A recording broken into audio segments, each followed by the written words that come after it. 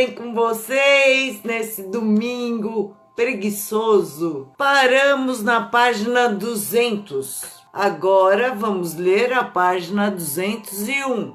Estariam todos desse modo em perfeita comunhão, e o entusiasmo, que é sempre o responsável pelos milagres da alegria, materializou o projeto sem perda de tempo. Numa semana, verificou-se a desejada alteração. Pequeno sítio foi alugado para o filósofo, e a primeira manhã de passeio para Tassiano, Lívia e Blandina despertou numa admirável festa de luz. O bosque orvalhado era fartamente percorrido por brisas frescas que perpassavam pelas flores, carreando-lhes o perfume para longe. Aves delicadas atitavam e gorjeavam nas árvores, esguias e ramalhosas, que se mantinham verdes e lindas, como ofertas vivas da terra ao céu sem nuvens. Enquanto a menina, corada de sol, perseguia curiosa um grupo de borboletas, Tassiano parou à frente de um ninho cheio de filhotes em plumes e, mostrando a companheira de excursão, exclamou emocionado: "Quanta alegria nessa família feliz!" A moça contemplou o quadro com um grande esvelo e concordou contente. A natureza é sempre um livro divino. Patrício fitou-a com indispensável ternura, deixando transparecer os sentimentos indefiníveis que lhe afloravam na alma, e considerou: "Lívia, há momentos em que, por mais se nos fixe a confiança nos deuses, mais se nos torna o coração um labirinto de perguntas sem respostas. Por que motivo um pássaro pode fazer a própria casa em harmonia consigo mesmo, e um homem é constrangido a sofrer a influência dos outros na realização dos menores desejos? Por que razão ocorre em paz a corrente de um rio para fundir-se no mar largo, enquanto os dias da alma humana se escoam atormentados na direção da morte? Haverá mais clemência nas divindades imortais para os seres inferiores? Seremos, porventura, consciências caídas no integral esquecimento de si próprias, alienadas à terra para servirmos de purgação? A jovem, que se conturbara ante a chama afetiva que lhe resplendia no olhar, pronunciou alguns monossílabos, evidenciando o propósito de modificar a conversação. Mas Tassiano, encorajado com o rubor espontâneo que assolava a face da interlocutora, prosseguiu carinhosamente: "Sempre admiti que as tradições familiares devem nortear os nossos sentimentos. Casei-me, por isso, em obediência a elas, e dentro delas formei a pequena família que me segue os passos. Procurei na esposa que os deuses me trouxeram uma irmã para a viagem no mundo. Supunha que o amor, tal como o vemos na existência comum, gerando tantos crimes e tantas complicações, não passasse de mero impulso plebeu das almas menos afeiçoadas à dignidade social. Sinceramente, não surpreendi em Helena a amiga que meu espírito aguardava. Tão logo se nos fez mais íntima a experiência em comum, percebi a distância moral em que nos situávamos.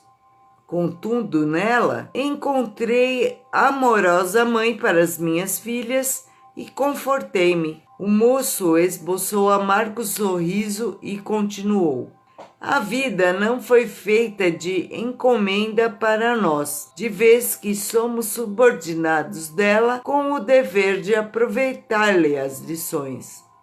Cerquei assim as portas do ideal e passei a existir como tantos outros existem, apagando em mim mesmo qualquer despertamento do coração. Agora, porém, que nos vimos, temos noites mal dormidas.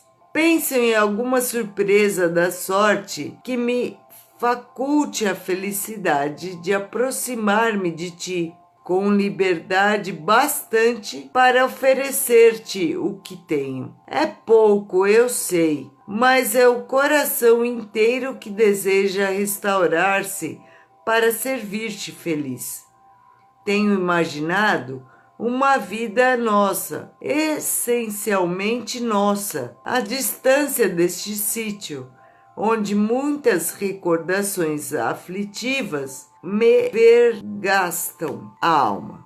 Levaríamos conosco Blandina e teu pai, afastando-nos de tudo o que possa alterar o ritmo da nossa aventura. Mas seria justo imaginar um plano tão arrojado sem ouvir-te? O moço fitou-a com enternecimento, ansioso por verificar-lhe o estado da alma, notando-lhe a ternura nos olhos, marejados de lágrimas que não chegavam a cair. Conhecemo-nos há alguns dias, prosseguiu o moço romano, sensibilizado. Entretanto, guardo a impressão que somos velhos amigos. Minha esposa e a primogênita, que se afinam imensamente uma com a outra, demorar-se-ão largo tempo em Roma. Não desejo acusá-las de ingratidão,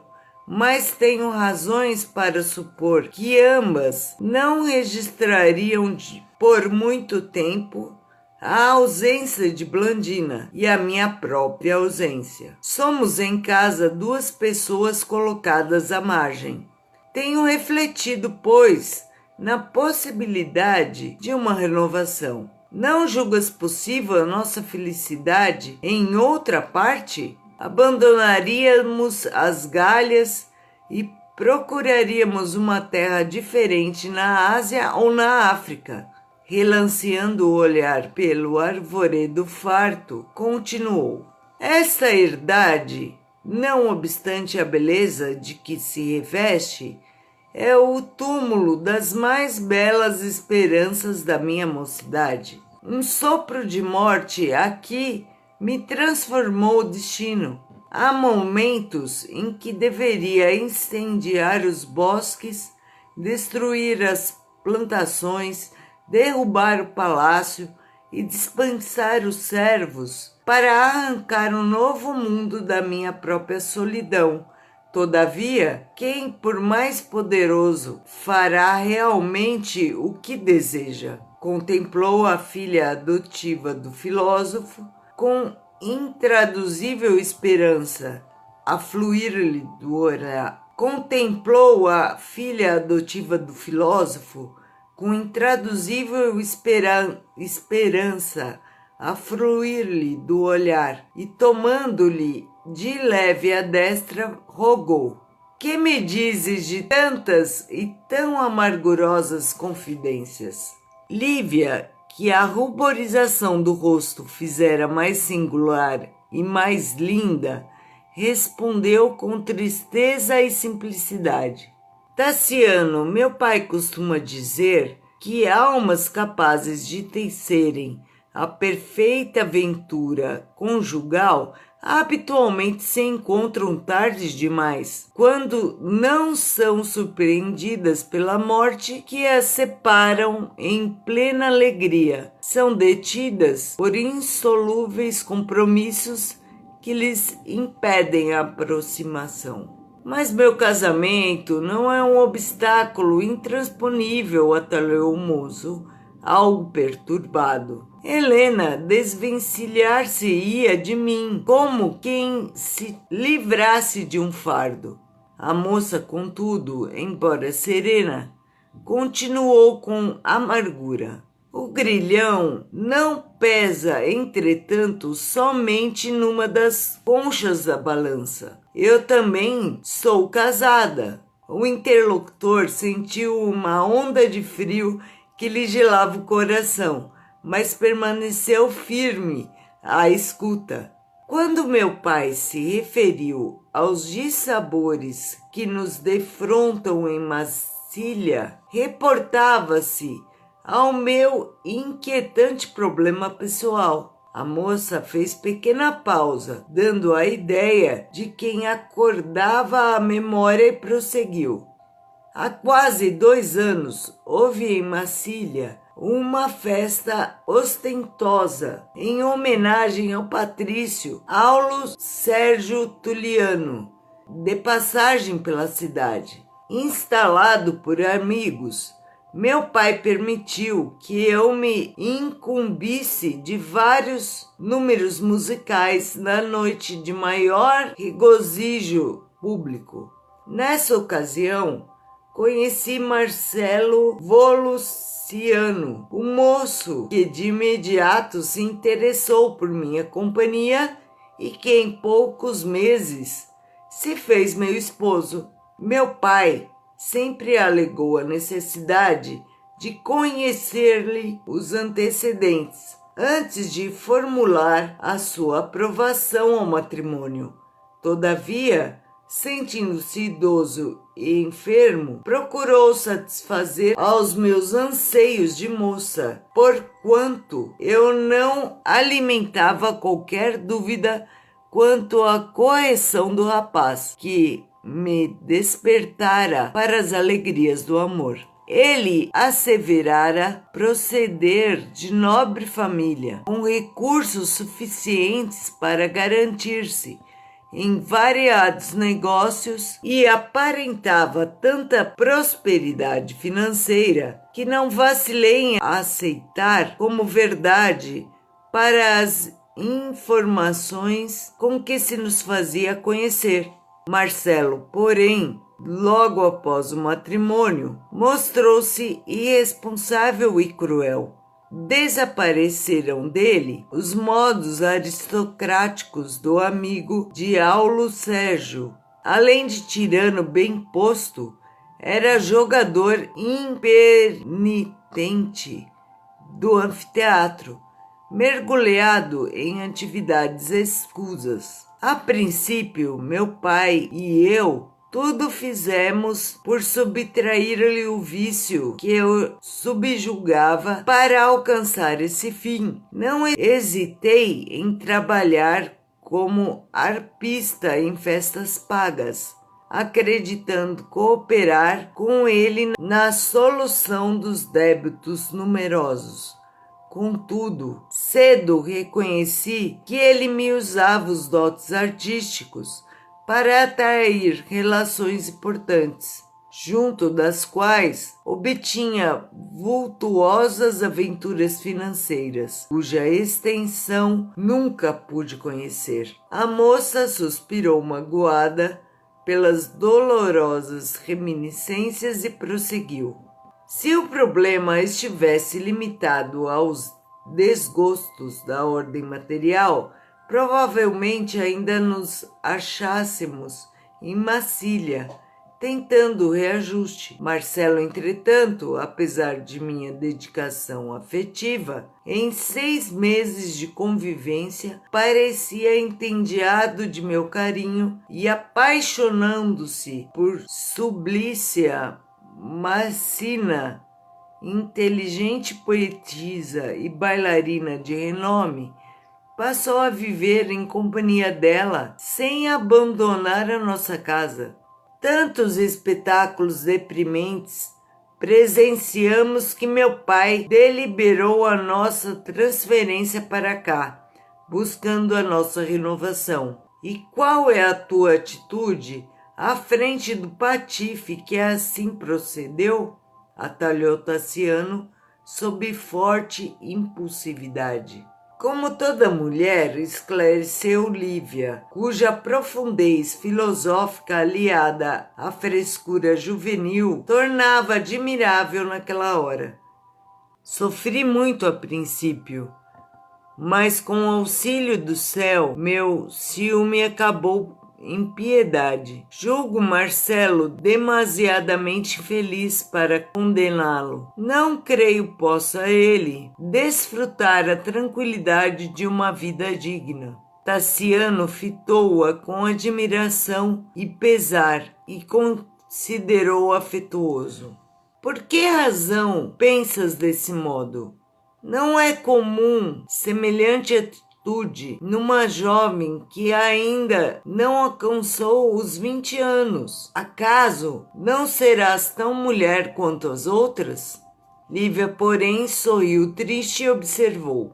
Não tive mãe que me quisesse. Devo a minha compreensão ao pai que me acolheu. Desde cedo habituei-me a acompanhá-lo nas digressões filosóficas e a interpretar a vida seguindo as realidades que o mundo nos oferece. Na época em que quase todas as meninas estão perturbadas pela ilusão, fui conduzida à responsabilidade e ao trabalho. Em Massília, tudo nos custou caro ao esforço pessoal e por isso aprendi que não atingiremos a paz sem desculpar os erros alheios que em outras circunstâncias poderiam ser nossos. Não sentes então saudades do homem que amaste? Não lhe disputarias a posse? Por quê? Indagou a interlocutora serena.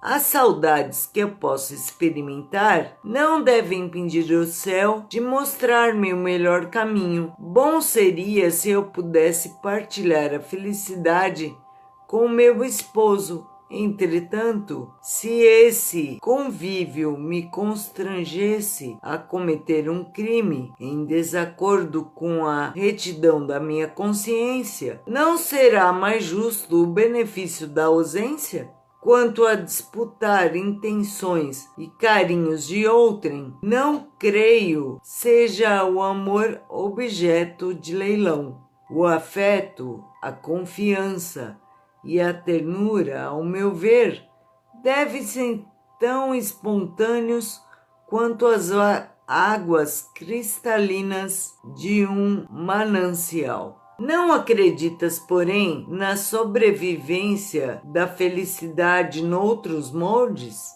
E baixando o tom de voz, que se fizera mais doce, o marido de Helena perguntou: não admites a nossa capacidade de construir um novo ninho em novo canto de compreensão e ventura? Lívia, extremamente enrubescida, lançou-lhe inesquecível olhar e concordou. Sim, creio, sinto em tua dedicação nobre a calma de uma praia linda e segura, capaz de proteger o barco de meu destino contra todos os vendavais. Amo-te muito. Descobri essa verdade logo que nos vimos pela primeira vez. Compreendo agora que Marcelo me trouxe os encantos da menina, ao passo que tua companhia assinala em mim os anseios de mulher. A nenhuma glória feminina poderia eu aspirar mais alta que a de compartilhar de teus sentimentos. Entretanto, não mais nos pertencemos. Anotando-lhe a última frase marcada de desapontamento e amargura, o filho de Varro interrompeu-lhe a palavra considerando impulsivo. Se me queres e se te quero tanto, no que nos perdemos aos que nos desprezam? Renovaremos a própria sorte, seremos felizes. Teu pai entender-nos-á. Lívia desatou o pranto de emotividade que lhe dominava o coração e falou em voz entrecortada: possuis ligado ao teu nome a esposa que te premiou com 2 filhinhas. Minha esposa? Respondeu o interlocutor inquieto. E se te dissesse que ela não encontrou em mim o homem que esperava? E se eu te afirmasse com provas inequívocas que ela se consagrou a outra espécie de amor? A moça suspirou aflita e comentou: não duvido de teus informes, contudo, o tempo e o espírito de sacrifício podem modificar a situação. E, indicando a menina que brincava diante, acrescentou com firmeza: Blandina é também um amor que confia em nós. Se adotássemos uma conduta igual à daqueles que nos ferem, talvez lhes envenenássemos imediatamente o coração. De que nos valeria arrebatá-la aos braços maternos? Estaria presa em espírito a essas árvores de sua primeira infância. A separação lhe faria ver uma heroína inolvidável na mãezinha que lançaríamos com o nosso gesto ao menosprezo e a devoção que desejaríamos dela receber, pura e simples. Provavelmente estaria transformada em desconfiança e dor. Se algum dia deve provar o fel da verdade, que o cálice da angústia lhe seja imposto por outras mãos. Tassiano fitou a pequena de longe e calou-se, de voz embargada pela comoção. Estaremos juntos, esclareceu a moça, reanimando-o. O amor, acima de tudo, é entendimento, carinho, comunhão, confiança, manifestação da alma que pode perdurar sem qualquer compromisso da ordem material. Encontrar-nos-emos em Blandina, que será nosso ponto de referência afetiva. Os dias passarão sobre nós como vagas de beleza e esperança. E quem sabe futuro? Talvez o tempo. Antes, porém, que pudesse terminar a frase, a menina alcançou-os com belo sorriso a oferecer-lhes soberbo ramo de gerânios encarnados. O genitor refugiou-se no silêncio e a pequena dominou a conversação, contando graciosas aventuras. Daí a instantes, o trio retomava o caminho de volta. No átrio da modesta casa que passara a habitar, Basílio aguardava-os com visíveis sinais de impaciência. Em reduzidas palavras, deu conta da preocupação que o afligia.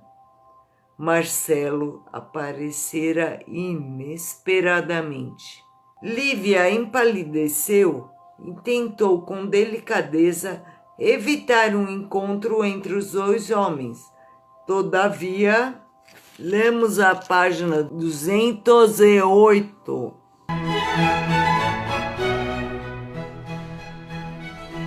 Sentando-se confortavelmente, fechando os nossos olhos físicos, respirando fundo, acalmando nossos pensamentos.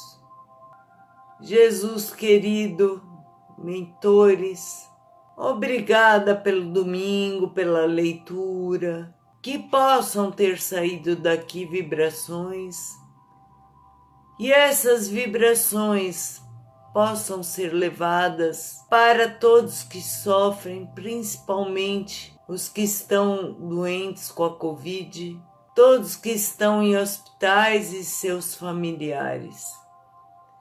Que essas vibrações possam trazer alegria, paz, renovação de forças, renovação de fé.